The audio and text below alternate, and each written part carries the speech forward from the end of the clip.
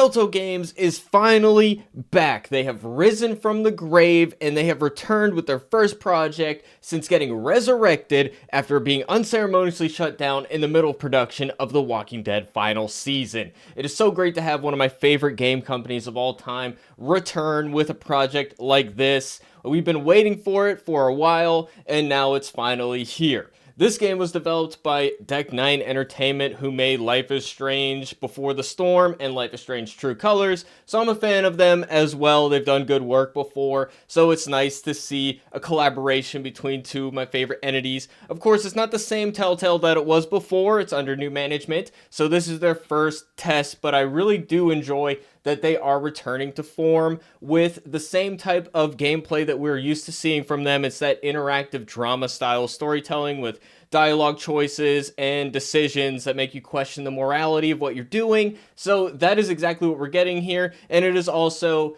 a property, an IP that they loaned out basically from Amazon, The Expanse. Now, I haven't actually seen The Expanse show, so I can't tell you anything about how accurate it is to the lore or anything like that. But seeing this game, I'm actually more interested in the show now, and I didn't need to know anything from the show. I'm getting it in this first episode. They do a pretty good job at putting you in this world without explaining everything just with exposition dumps right at the beginning. You don't really need to know anything going in. I didn't, and it's all good. So that's the setup for this game is we're basically in a asteroid belt and we're scavengers on this ship called the Artemis, and we're playing somebody called Drummer, who by the end of the first episode here, semi-spoiler alert I suppose, but she ends up becoming the captain, and it's so far a good episode. We start off here with this first scene, kind of a flash forward, and then we flash back and see how we got there, and we kind of end the episode a little bit after this situation here. So we got, this is the captain named Cox, and he is put in the airlock here. And of course, you get to decide whether or not you keep him alive or you put him out into space. That's the first major decision at the end of this episode, and I'm glad that we're playing a video game here so I can just play the footage in the background. As you can see, there is a high level of polish to this game. Telltale Games was never really known for photorealism, and they don't really have that here either. It's still a cartoonish kind of style, but it's a greater level of detail than we're used to seeing from them, and the facial animations in particular are pretty good. So I think that the level of detail in the environments is also good. It's definitely the best looking game under the Telltale Games name ever put out. So that's one thing that's really good, and the facial animations, like I said, it's a higher level of quality than we're used to seeing from them. So I really appreciate that level of polish that we get. Now, they also have zero gravity is kind of the main gameplay mechanic in this game. So later in the game, we're exploring a wreck, and we get to kind of walk around in space, and we're walking on the walls, and eventually you get to start flying around. So I was impressed with the level of quality of the movement mechanics. Getting zero gravity right is pretty hard to do. So, you know, even a game like Dead Space, which is an extremely polished AAA title, struggles with that a little bit. And Dead Space is one of the best examples, but there are plenty of times where this has been cumbersome to do, and the controls are pretty effortless here. I think they did a good job. I did enjoy the segments where you get to explore. There are optional things along the way that you can find. So there are like hidden things here. Like here, you know, we're blow torching this part of the ship. Like we're scavengers, so we're collecting stuff. I'm curious to see how that's going to affect the storyline down the line. Of, you know, getting these optional items is actually going to help you. Like you get salvage here. And there is actually like a surgical crystal that you find elsewhere. So I'm curious to see how that's going to affect the storyline going forward.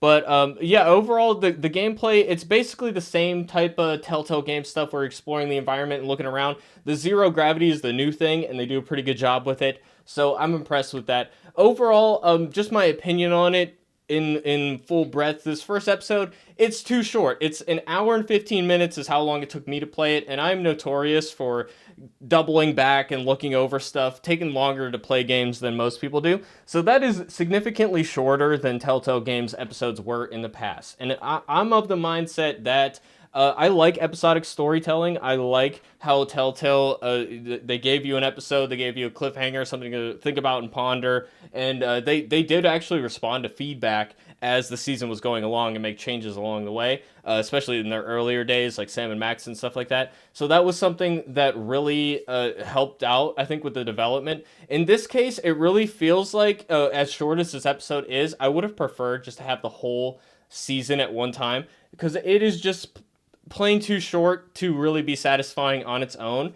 And I get that they're trying to make it a marketing thing where they can over time build up hype for this thing as it goes. So word of mouth is going to get across. But I can't, in good conscience, really recommend this up front. I like this first episode. It's an interesting setup. I'm loving this world. It's really interesting. You know, we're scavengers. They're pirates, and you go to this ship, and the people were murdered by pirates, and that's the mystery, is what went on there. So this first episode is about introducing the characters, introducing the world. We don't really get that deep into anything, and there's not really a satisfying conclusion in any way. It's just kind of a cliffhanger ending where, spoiler alert, I suppose, Drummer becomes the captain at the end. They ask her, "What are your orders?" And that's the ending, and we'll get back to that, 2 weeks. We're only waiting 2 weeks between episodes. So, like I said, it's a high level polish for how it is. It almost feels like the game's probably ready to go. They're not really developing between the episodes, or, if they are, it's just like polishing and fixing bugs and whatnot. But I did enjoy the characters. I think we got an interesting cast here. We got a medic with a sketchy past that we're seemingly going to learn more about. There's this character, Maya, and we do this, combat thing, this tutorial basically, where it's just button prompts. It's very basic stuff.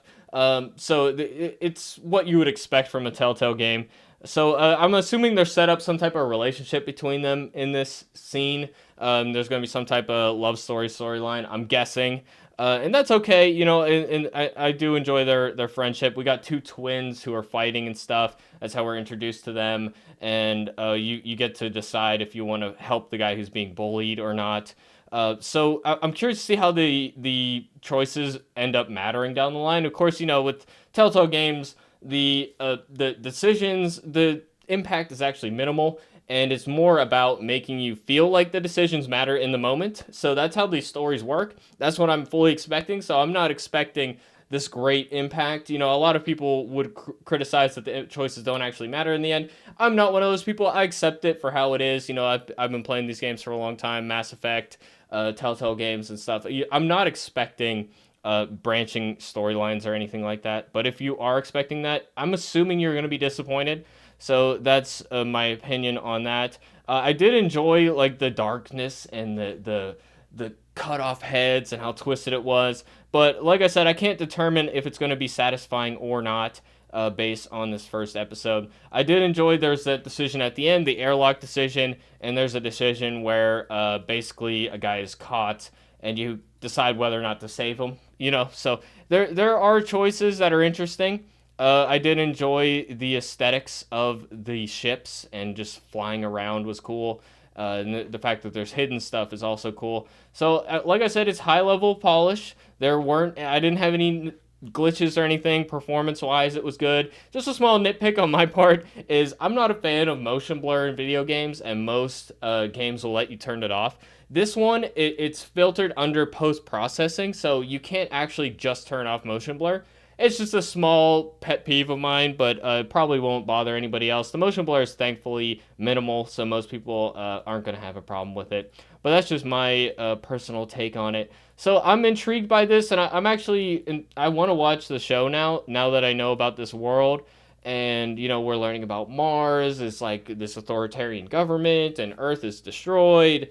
And all these things are intriguing to me, so I love the sci-fi setting. So I'm curious about learning more. My only real criticism of the game so far is some of the voice acting is not necessarily the best. In particular, the pilot, who's supposed to be cantankerous and not friendly at first. It's a character I actually enjoy the archetype, and in the arc I'm sure is going to be that we learn to care about her over time.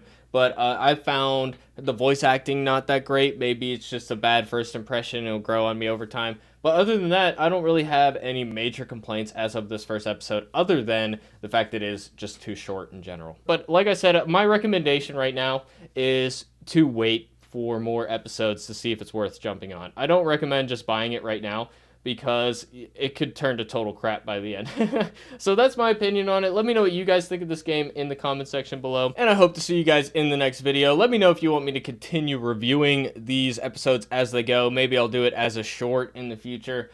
But with that, it's been your boy Shuggy, and I'll see you guys in the next video. Thanks for watching, everybody. Peace out.